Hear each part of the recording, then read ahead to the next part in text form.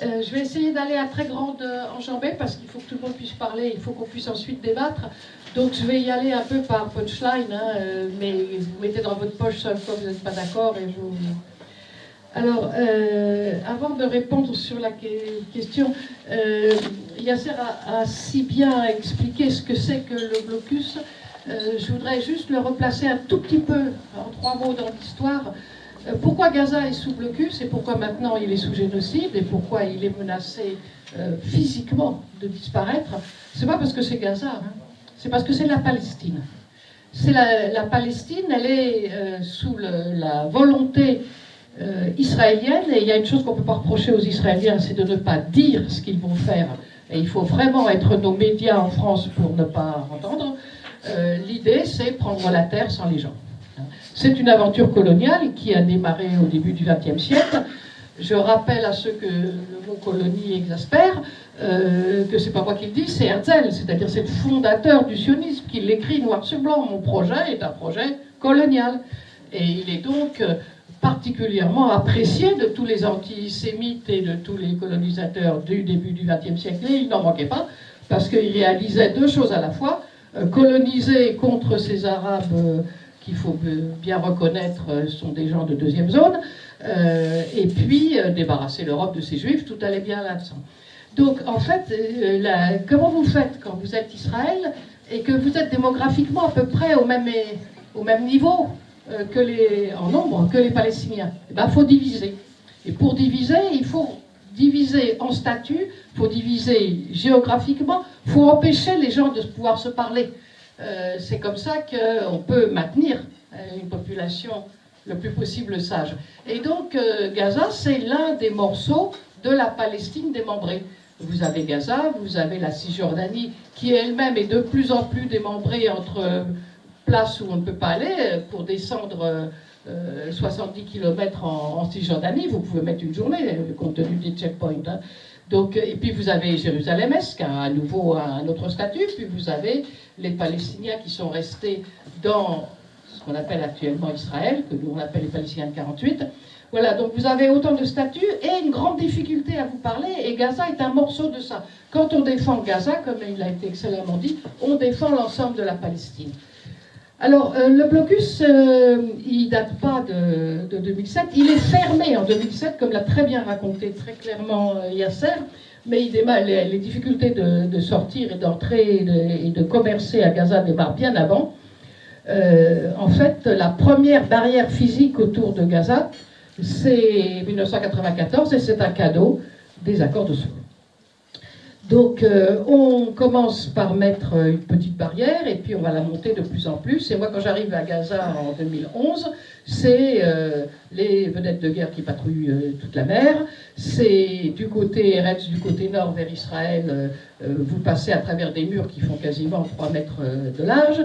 Du côté égyptien, ça paraît plus léger, sauf que les armes tirent sans arrêt. Et puis, le long de la partie est, c'est une barrière de haute technologie qui est, tous les 200 mètres, vous avez une tour tueuse. De temps en temps, la tour s'ouvre et ça tire, sauf qu'il n'y a personne dans les tours. Tout ça se décide à Tel Aviv, avec un joystick dans les mains, par des gamins qui ont à peine passé leurs 18 ans, et qui décident s'ils tuent. Et ils tuent. Moi, je l'ai vu de mes propres yeux. Voilà, donc le blocus, il démarre bien avant la prise de Gaza, si j'ose dire, par le Hamas. Et je rappelle, puisqu'on a bien parlé du Hamas, que et la Cisjordanie et Gaza avaient voté exactement pareil aux élections. C'est-à-dire, vous avez des villes en Cisjordanie qui ont voté majoritairement Hamas, et des villes à Gaza qui ont voté majoritairement Fatah. Tout ça donnant une claire avance au Hamas. Donc très normalement, le gouvernement qui a été constitué avait comme Premier ministre Haniyeh. Pour le Hamas, c'était juste le jeu normal. Qui a empêché le jeu de se faire? C'est l'Europe, qui a dit, là, vous n'avez rien compris, on vous avait demandé de voter, mais il fallait voter bien. Là, vous avez mal voté, donc on coupe toutes les subventions, vous n'aurez pas de salaire, vous n'aurez pas... Et de là, c'est mis une merde fratricide. qui a abouti au fait que du côté cisjordaniste, c'est le Fatah qui est resté au pouvoir, et du côté Gaza, c'est le Hamas. Alors donc on est dans un territoire qui est bloqué de partout. J'insiste aussi là-dessus parce que c'est souvent, je m'aperçois quand on discute que parfois les gens ne comprennent pas bien. Quand on dit que c'est une cage, c'est pas une image. Quelqu'un qui est à l'âge de Yasser, qui est à Gaza, il n'a jamais fait dans sa vie plus de 40 km de long. 40 km de long sur 10 km de large. Imaginez ce que ça veut dire. Vous êtes jeune, vous avez envie de voir le monde, vous êtes hautement éduqué. Il y avait 7 universités à Gaza, dans un tout petit territoire. Et puis vous tournez en rond dans 360 km². On peut le voir aussi d'un autre côté. Vous êtes des jeunes parents, les enfants grandissent, ils commencent à poser des questions. Comment vous allez leur dire tu es né en cage? Il ne faut pas chercher beaucoup plus loin pour comprendre ce qui s'est passé le 7 octobre 2023. On peut, ou pas, moi je crois qu'on peut, regretter une violence terrible, mais elle était juste inscrite dans les faits. Quand vous mettez des gens en cage, un jour ils sortent. Quand ils sortent, ça peut très mal se passer, ça s'est très mal passé, mais ceux qui sont responsables, c'est ceux qui ont construit la cage. Alors comme on est en cage, l'idée c'est de passer par la mer. Et c'est une idée juste, parce qu'il y a un droit international de la mer qui doit avoir au moins 2000 ans. C'est des choses qui ont été décidées assez vite. Et donc, le droit de la mer, c'est, en eau internationale, un bateau qui n'est pas armé a le droit de naviguer comme il veut. En anglais, on dit « innocent passage ». Donc, l'idée, c'est d'arriver en eau internationale, d'aller à l'aplomb de Gaza, puis d'entrer dans les eaux de Gaza. Et là, on n'a violé aucun droit. Et personne n'a le droit de vous empêcher de faire ça. Personne, sauf un État voyou qui considère que le monde lui appartient, que la Méditerranée lui appartient, et qui va empêcher les flottilles d'arriver. Alors, les flottilles, la première flottille, l'idée des flottilles, il faut l'accrocher au nom de Vittorio Arrigoni. Vittorio Arrigoni, c'est une très belle image. C'est un résistant italien, un solidaire italien, qui était sous les bombardements de 2008-2009, qui terminait toutes ses chroniques quotidiennes qu'il envoyait à son journal en Italie par Restiamo Umani, restons humains. Vittorio Arrigoni a réussi à arriver à Gaza dans des petits bateaux. Il a pu faire l'aller-retour plusieurs fois.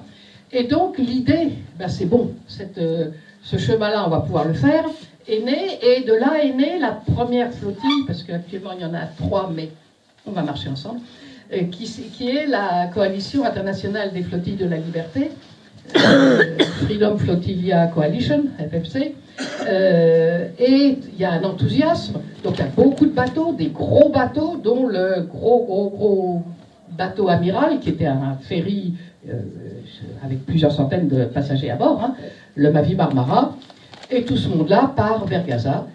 Les commandos israéliens arrivent en hélicoptère, descendent les commandos sur le pont supérieur, et à la mitraillette, ils arrosent les ponts inférieurs. Il y aura 9 morts, plus un qui va mourir après, il y aura beaucoup de blessés. Il y a plein d'images de ça, parce que les gens ont filmé avec les petits téléphones, on avait déjà les téléphones. Donc il y a plein d'images, il n'y a aucun doute là-dessus. Et ça a posé à la FFC la question terrible suivante. Qu'est-ce qu'on fait?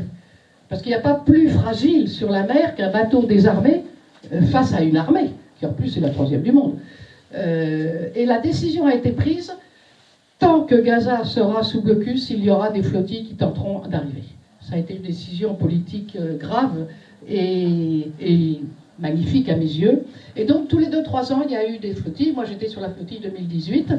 Aucune des flottilles n'est arrivée. Elles se sont toujours fait arraisonner en haute mer, et aucun pays dont les ressortissants étaient sur un bateau de la flottille n'a jamais attaqué Israël pour une violation évidente, simple, manifeste du droit international. Donc on commence à se poser vraiment des questions. C'est compliqué d'affréter des gros bateaux, c'est cher, les équipages mettent leur peau en danger, et en même temps, quand même, cette voie de la mer, on voudrait bien la garder ouverte, l'ouvrir en fait. Et donc est né, un peu après l'arraisonnement du Madeleine, est née l'idée, mais on va faire mieux que ça. On va peut-être prendre des bateaux plus petits, mais on va être très nombreux sur la mer et vous ne pourrez pas nous arrêter. Donc sur les Madelines, je ne parle pas parce que Mousse va parler. Je vais vous parler des deux autres. La deuxième flottille qui existe actuellement, c'est la Freedom Flotilla. En français, on dit Waves of Freedom.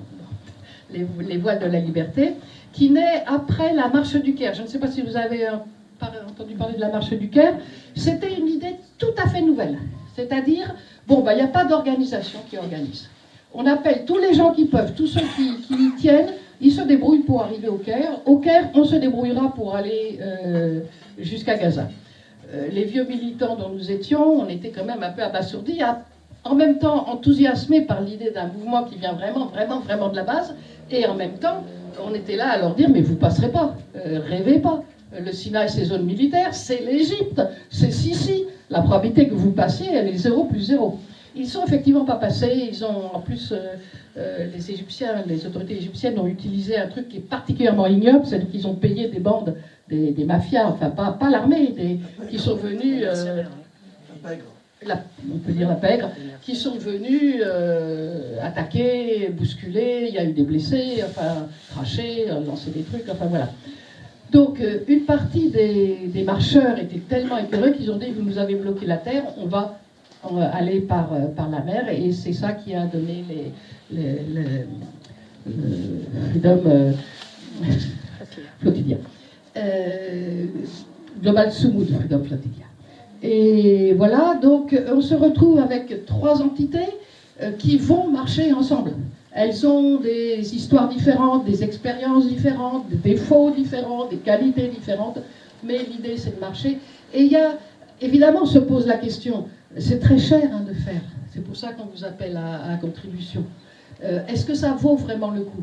Et la réponse, elle est, si on met sur la mer, vraiment, entre 100 et 150 bateaux, et si à terre, parce que c'est à terre que ça va se jouer, on est mobilisé dès qu'ils sont dans la mer pour dire vous n'y toucherez pas. On a décidé que vous n'y toucherez pas. On a une petite chance que ça arrive et ce serait vraiment... alors, c'est pas l'idée d'apporter des choses. Un bateau, ça n'apporte finalement pas tant de choses. Et puis, c'est des bateaux qui sont pas très grands. Et puis, là, il n'y a plus de port à Gaza. Il est complètement écrabouillé. Et la côte est complètement basse, c'est une côte sablonneuse, on ne fera pas avancer des gros bateaux là-dedans, mais l'idée c'est, vous n'empêcherez pas la population du monde d'être solidaire avec les Gazaouis, et on le prouve, et ça peut changer vraiment l'histoire.